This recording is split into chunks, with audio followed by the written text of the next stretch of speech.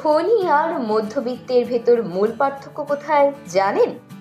মধ্যবিত্ত বেতনের টাকায় মাস চালায়, আর ধনী প্রতি মাসের বেতনের টাকাও বিনিয়োগ করে। বিনিয়োগ থেকে যা আসে সেটা দিয়ে খরচ করে, মূল টাকায় হাত দেয় না।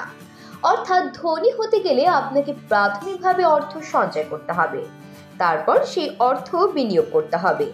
মূল অর্থ অক্ষত রেখে বিনিয়োগকৃত অর্থ থেকে যা আসে সেটা খরচ করতে হবে।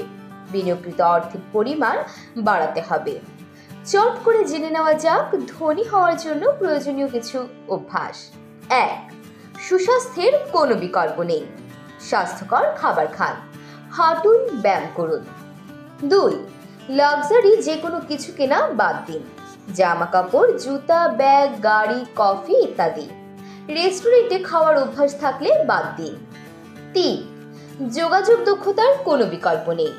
সুন্দর করে কথা বলা, নিজেকে উপস্থাপন করাও একটা বেসিক দক্ষতা। 4. ধার করে চলার অভ্যাস। ব্যাংক ঋণ, ক্রেডিট কার্ডে খরচ ইত্যাদি বাদ দিন।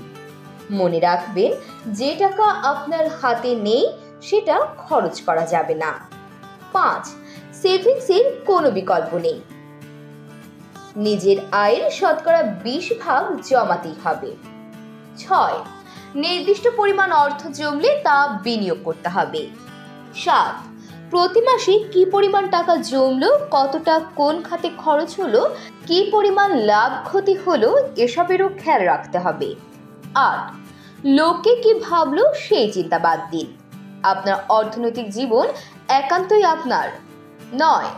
হুটহাট অপ্রয়োজনীয় কেনাকাটা বাদ দিন। 10. ইতিবাচক মানুষদের সঙ্গে চলাফেরা করুন। একইভাবে নেতিবাচক মানুষদের থেকে নিরাপদ দূরত্ব বজায় রাখুন। 11. বই পড়ুন। যে বইগুলো আপনাকে নিজের সেরাটা হয়ে উঠতে সাহায্য করবে সেগুলো তুলে নিন। 12. নিজের উপর বিনিয়োগ করুন।